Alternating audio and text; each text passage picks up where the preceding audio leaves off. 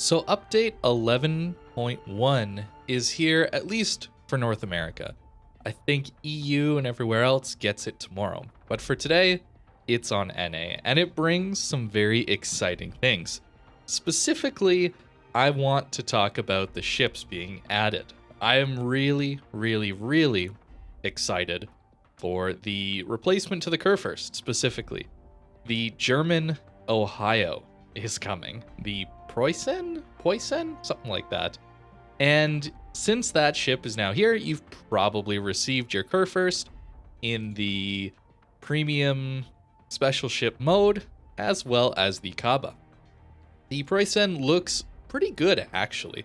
I'm excited to see how it plays, since the Ohio, in a lot of people's minds, has been an update and a better ship than the Montana due to its overmatch, and I think probably some of that comes down to the special heal as well, which the Preussen does not get.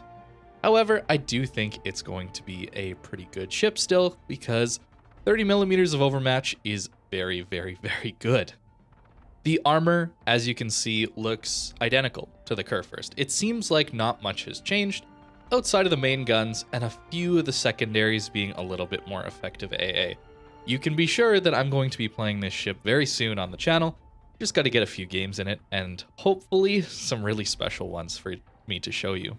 Now, of course, the Delny is also going to be replacing the Kaba in the Russian destroyer line, and I'm excited to see what this ship has to offer.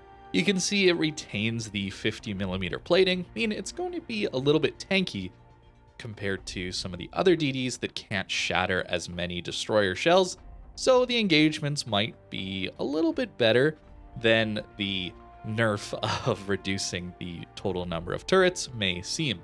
I also am really glad to see the Delny has some usable torpedoes. I missed Cabra 10km torpedoes, and having them again is just a nice little bonus. Even though they're not the best torpedoes in the world, having usable torps is very nice. I don't think this ship is going to be game-changing. I might be wrong about that, but at least from the stats, neither the Delny nor the Preussen, for that matter, look very impactful on the meta. The Preussen is just going to be a big Kurfürst with less guns and a bit of overmatch. The Delny giving up some gun power to get some torpedoes and a little bit of concealment. I'm excited to try it though, and for those of you who have the Kurfürst and the Kaba, you now get one more tier 10 special ship that you can just throw whatever commander you want to on and have a good build. So overall, I'm happy about these changes. Of course, Pan-Asian cruisers are still in early access. We're just gonna have to wait and see until next patch to properly get these ships without spending doubloons on the tier 9 and 10 ones. Overall, the line has been predictably annoying to play against. Smoke plus HE spam plus deep water torpedoes that have long range and hit pretty hard. They're a little bit rough to deal with, and that's what's coming into the game, but at least they don't have the shell velocity of something like the Austin. Even though the tier 10 looks very similar to the Austin, the shell velocity isn't there, so it is a little harder to hit shells at longer ranges with these things.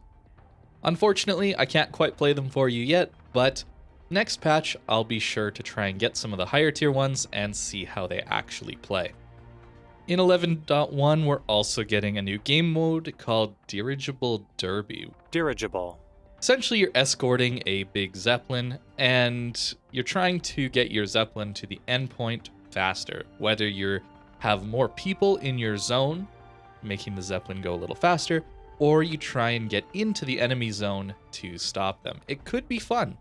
I'm excited to try it, but a lot of these game modes end up being pretty gimmicky and resulting in not many people playing them. I hope that's not the case. I hope it's fun, because I like seeing wargaming be creative and trying new things instead of just sticking with what works and adding more ways to spend money. This is a good thing. We should be trying to promote them, adding things to the game that are just fun and not a way to just get more money out of people. Honestly, if these maps are any indication, it could be pretty exciting. On Estuary, having both teams trying to fit through this little channel, I think it could be really fun. And since it's 12v12, there's going to be some mayhem going on, and hopefully some close range brawling and good fights. I'm excited. We'll see how it goes, but I think it could be a lot of fun. It also appears that super ships are continuing to be a thing in the game, and we're seeing these super aircraft carriers come in.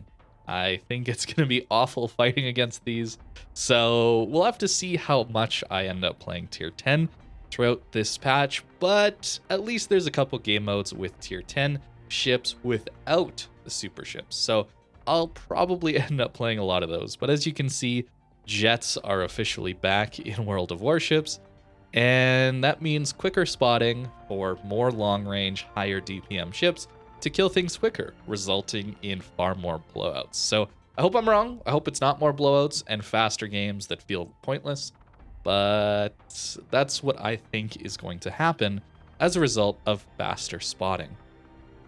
Another new ship you're going to be able to get, kind of, this next patch is the Forrest Sherman, an American tier 10 destroyer that, let's be honest, looks very, very modern. It's got some interesting torpedo angles. As you can see, they're fixed on an angle firing like 45 degrees forward. So it's safe to say this is primarily a gunboat with 3 guns. And unfortunately, it's only available inside these firepower containers, at least to start with. Supposedly, it's going to be available for coal later on, so I would recommend waiting for that. I don't think these containers are going to be very worth it, considering it's a 5% chance to drop a ship, and you have a large pool of ships. So getting the Forrest Sherman, unless you have every other ship in this pool, is going to be very unlikely. My recommendation is always don't buy the loot box. Wait until you can spend real money for the item you actually want.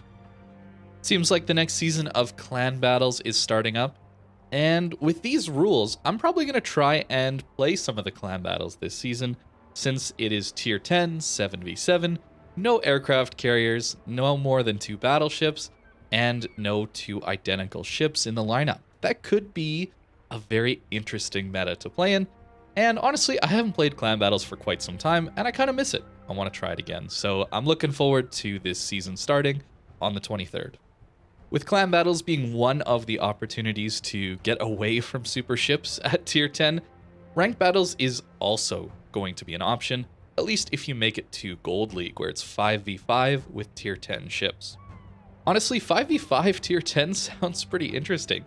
Individuals will have a large impact on the game, and normally 7v7 is pretty fun, but mixing it up with a number of people, I've always enjoyed these smaller, closer engagements. Hopefully the maps are adjusted so they don't feel so massive with that few players.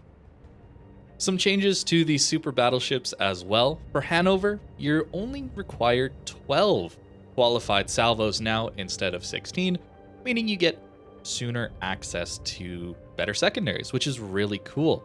As well, now 50 seconds of uptime on those improved secondaries instead of 45. So a little boost there to the Hanover, and I think that's probably good. I haven't really played Hanover too much. Satsuma has really been the star of these super battleships, at least in random battles, just because long-range accuracy is kind of required in the campy long-range meta at higher tier these days. And speaking of Satsuma, we actually get a reduced reload, or longer reload, I should say, where the ship probably has been overperforming a little bit, resulting in a nerfed reload. Only by 3 seconds, but still, that's enough to make it probably not able to catch a cruiser before it's able to turn out an angle. Your overmatch is still going to do well there, but these little changes to reload really impact how other ships can play around you, especially battleships and cruisers. There's some other changes here, and I think most importantly, the German battle cruisers are actually getting nerfs, and they're getting nerfs to their hydro, which is only a slight nerf, 0.5 kilometer down to 5.5 kilometers. And I think more importantly, the secondaries are actually getting nerfed as well, having their reload times increased. Of course, we all know how crazy Schlieffen secondaries were, and I think it's probably a good thing that they got toned down a little bit. What I'd love to see is big changes to secondaries. I'm not gonna actually put that here. I would like to see a lot of changes. So it's nice to see the aura effect of secondaries being a little bit reduced, more player control required to get good damage. Instead of just being within 12 kilometers of a Schlieffen, means you're taking a ton of damage. It's still gonna hurt, but a little bit less so. For the most part, 11.1 doesn't look like the biggest update. I'm really not a fan of early access, as many of you know. But I am excited for the new Zeppelin kind of game mode where you're escorting it and essentially meeting enemy teams right in the middle. It's going to be a fun brawl, I hope. I'm also excited to see clan battles and the return of ranked at some different number of players. And of course, the new ships coming in is always exciting, even though you can't quite get all of them right away very easily. The new German Tier 10 battleship and the Russian destroyer, I think, are going to be quite fun to try out a new playstyle at those tiers. But that's update 11.1. Let me know what you think of these changes and what's coming into the game down below, and thank you very much for watching.